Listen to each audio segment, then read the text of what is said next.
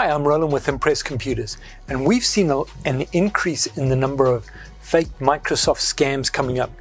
If you ever see something like this on your computer, you've got to realize, never click the X, never phone the number. It's a scam. If you do that, you're going to let the scammers into your machine.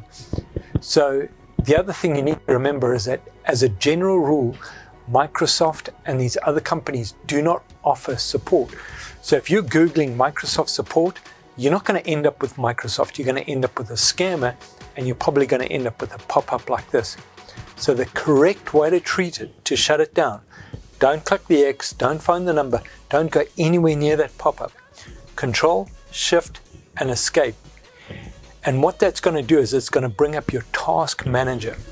Now from your task manager, what you then want to do is go over your browser that's open, highlight it, and end task, and that's going to shut it down.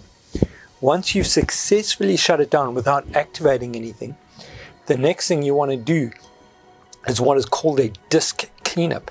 And simply in your search down here, you're going to type in disk cleanup. It'll bring up your disk cleanup.